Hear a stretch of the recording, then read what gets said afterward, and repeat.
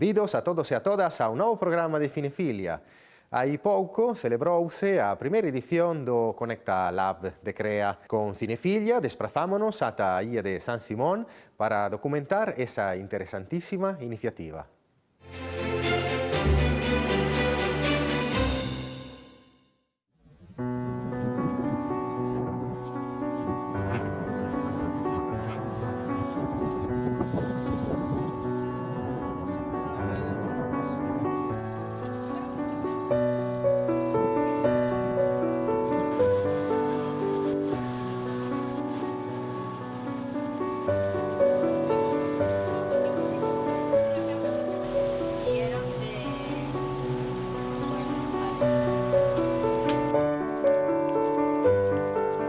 Do 11 ao 20 de abril tivo lugar no magnífico espazo histórico e paisagístico da Illa de San Simón en Pontevedra a primeira edición do Conecta Lab.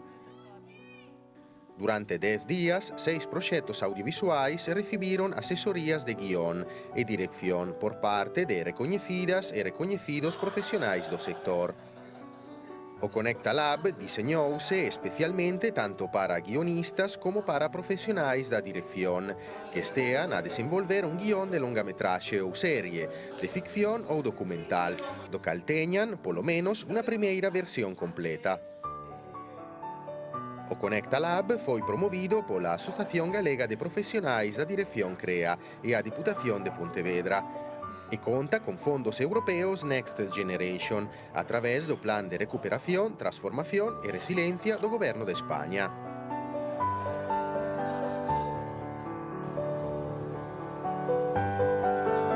Con Cinefilia desprazámonos ata a illa de San Simón e falamos co presidente de CREA, o cineasta Fon Cortizo, que fixo unha primeira valoración da iniciativa.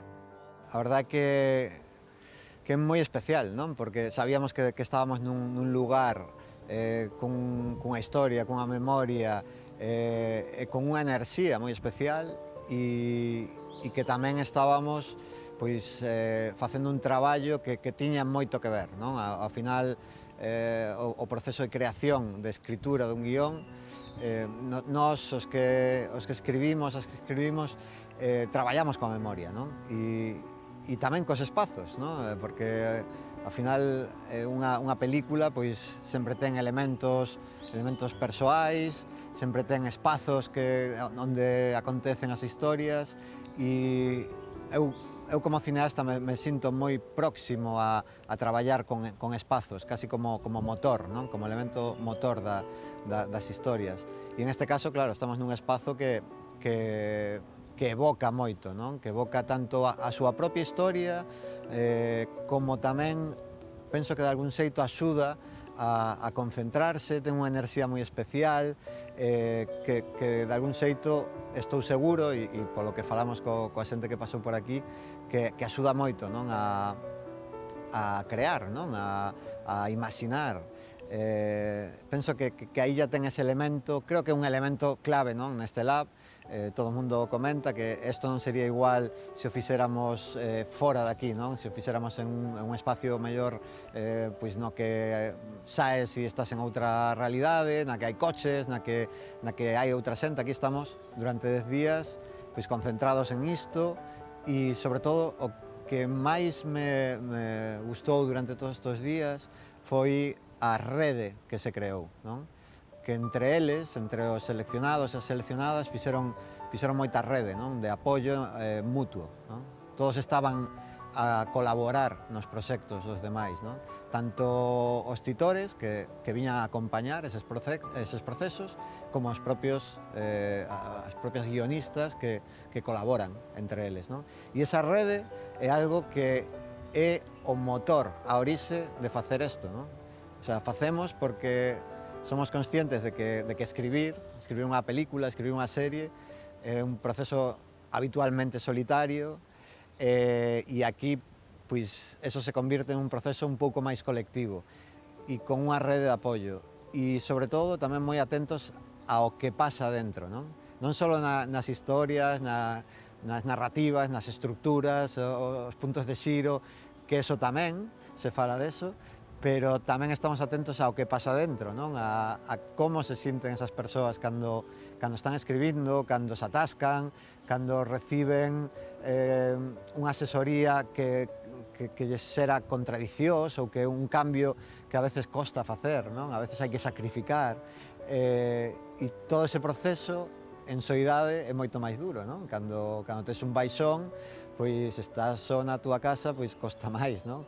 E aquí, de algún xeito, tanto nós, dende a organización, como as persoas que titorizaron, como as persoas seleccionadas, sempre estábamos atentos a ver como era ese proceso, non? Como estás? Que estás ben? Está indo todo ben aquí adentro? Necesitas, non? Pois, e sucedeu, non? Houve momentos nos que pois, algunha persoa pois, pasaba por unha crise e ao final o ter a rede axudaba a seguir adiante. Entón, bueno, a valoración é extremadamente positiva.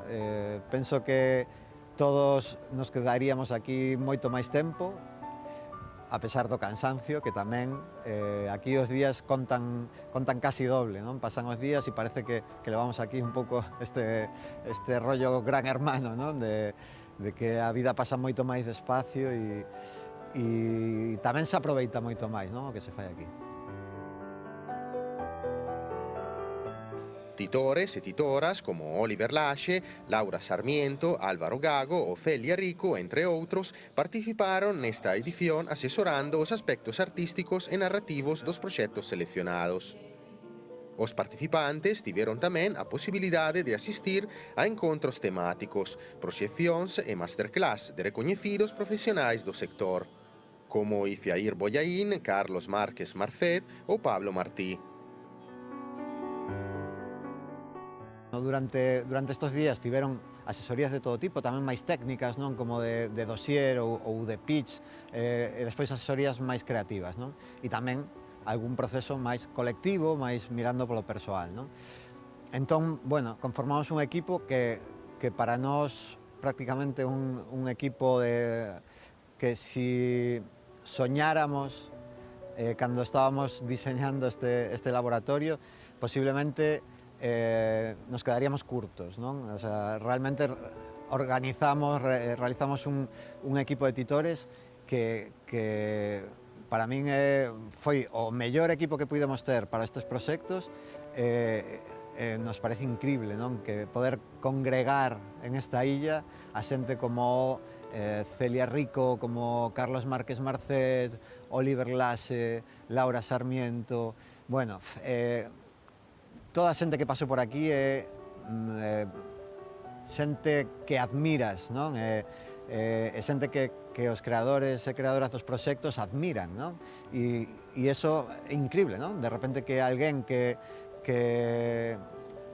a quen sigues, a quen ves as súas películas e sempre te gustan, non? Que o teñas como asesor, de repente é unha gozada, non? De feito, había algún caso en que o proxecto no seu dossier tiña como referencia a Celia Rico e Celia Rico foi a súa asesora, entón, vamos, non se pode pedir máis.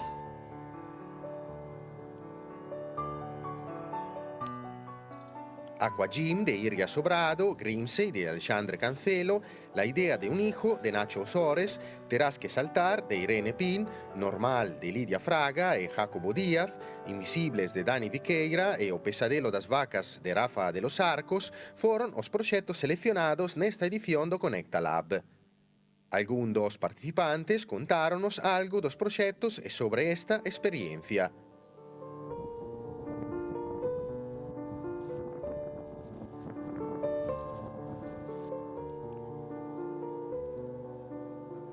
Bueno, Aquagym é o primeiro guión que escribo, a primeira guión de longametraxe que escribín, e a idea efectivamente dirixilo, porque agora xa máis imagino na miña cabeza, non? Bueno, Aquagym é unha oda á sororidade na vellez, non? Podríamos, como grosso modo, resumilo así, pero hai moito máis aí, non? Entón é como a historia dun grupo de mulleres que van á clase de Aquagym, como se reconstrúen de alguna forma esas mulleres cando se desprenden da carga dos coidados, pois porque os homes algúns xa morreron ou xa os fillos xa non están, non hai netos e tal.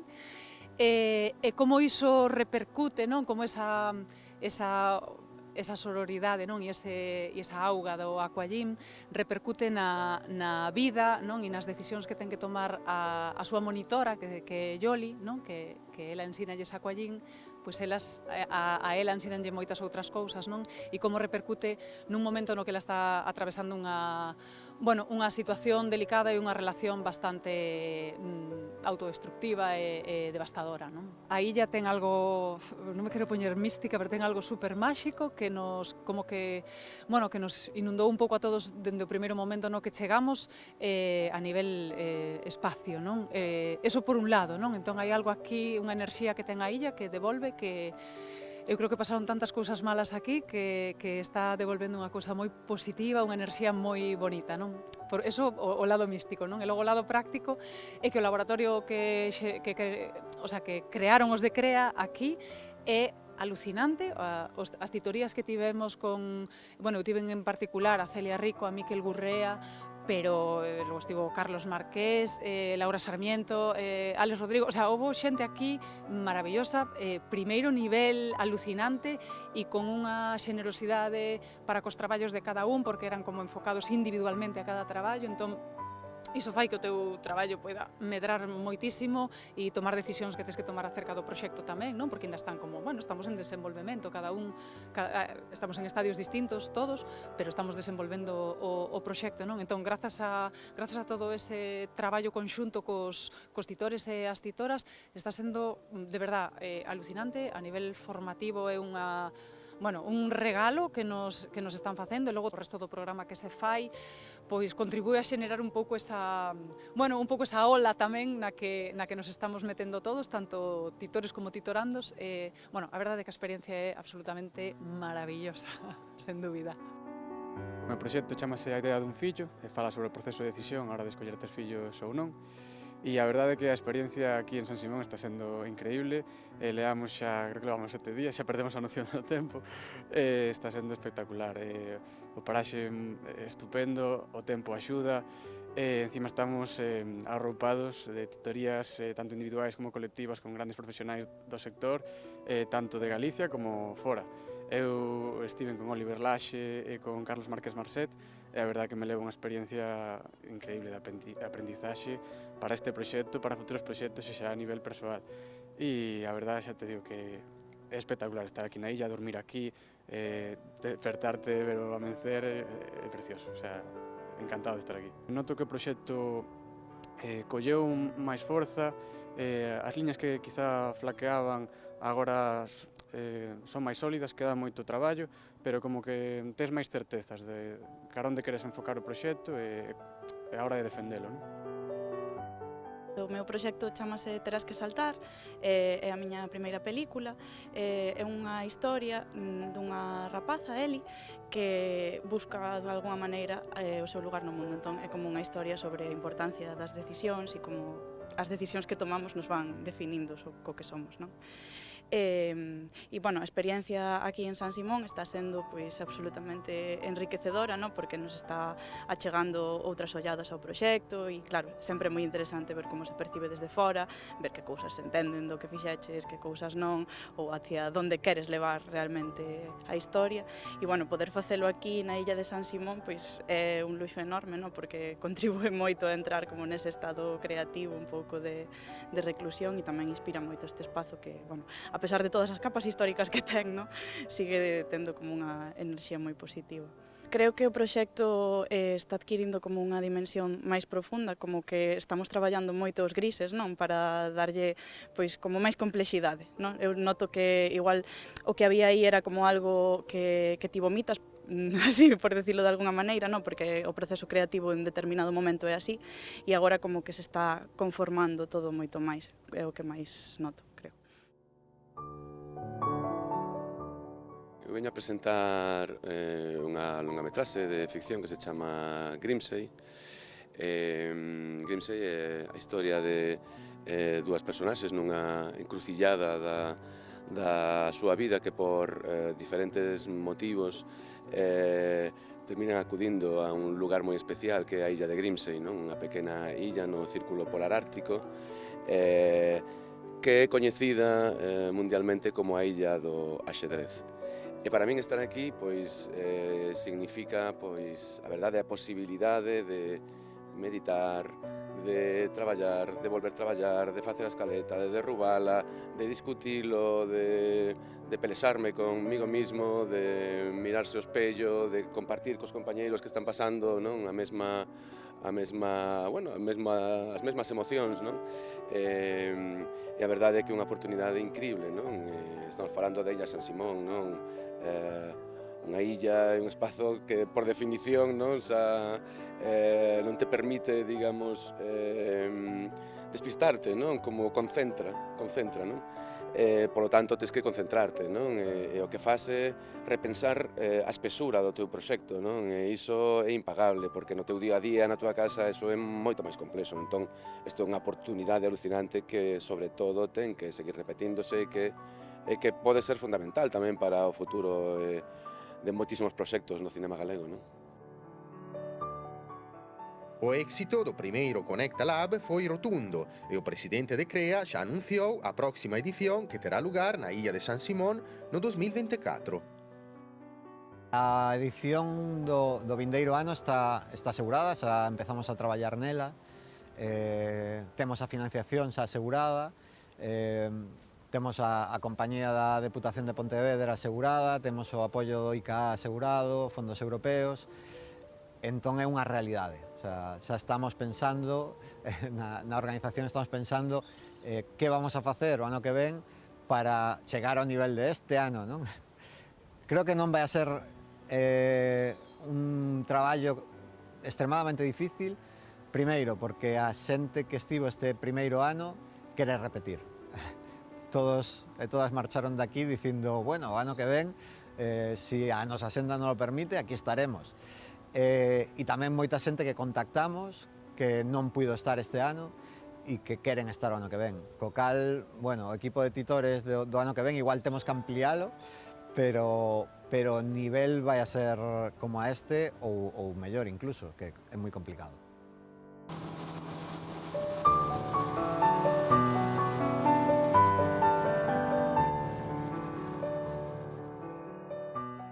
Hoxe contestará as nosas preguntas cinéfilas o actor, director, guionista e músico Fernando Tato.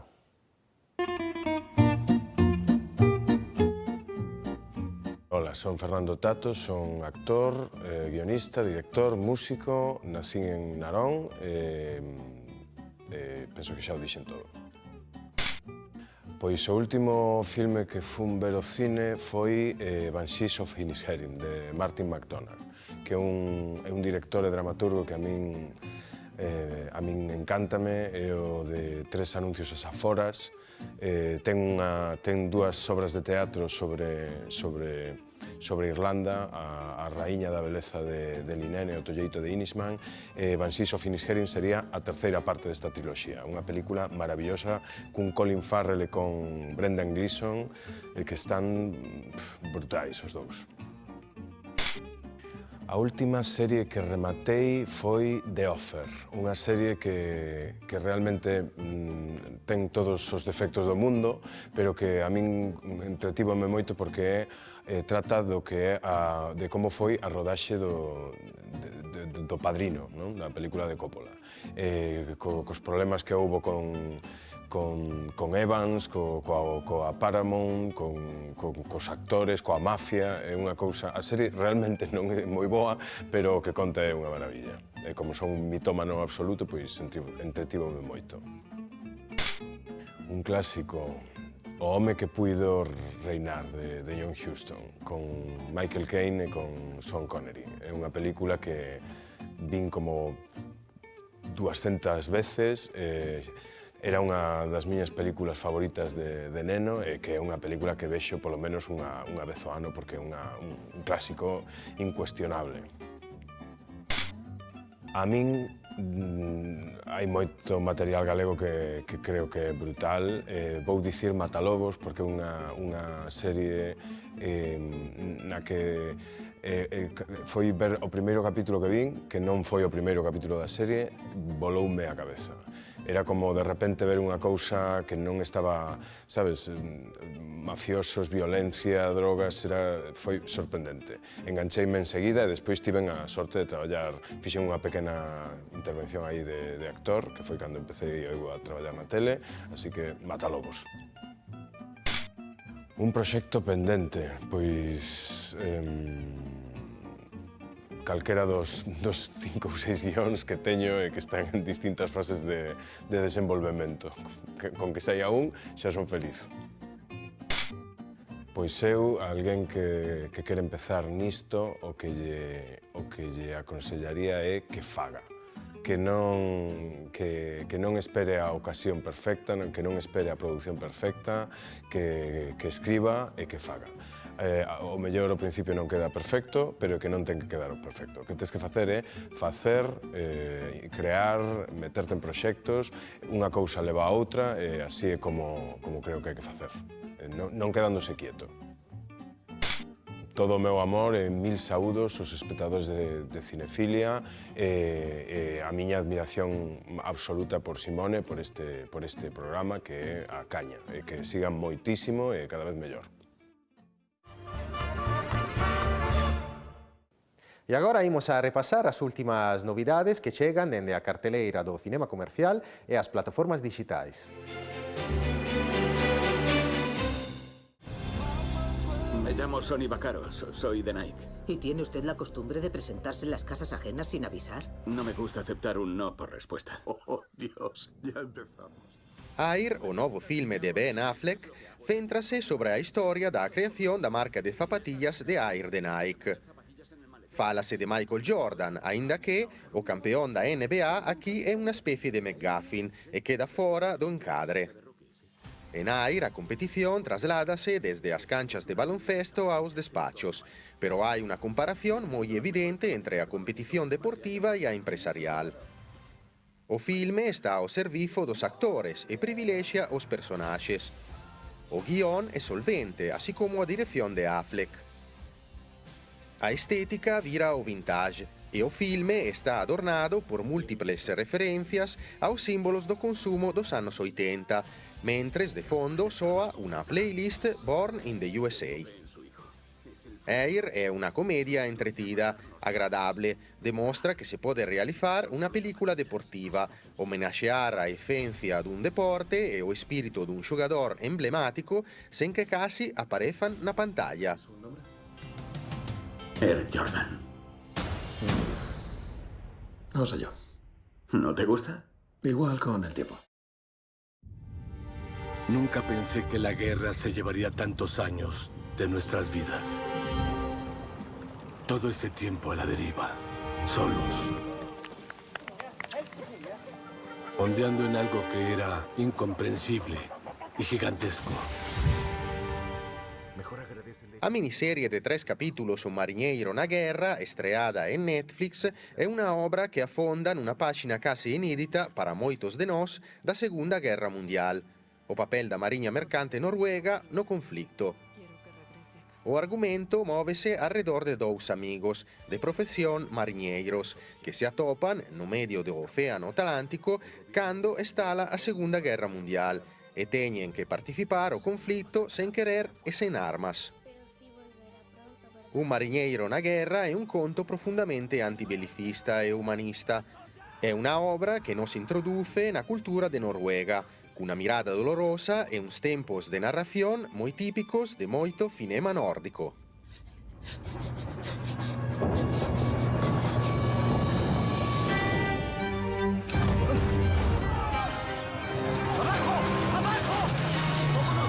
Pude haber dejado este terror atrás, pero no pude. No pude dejar al resto ahí.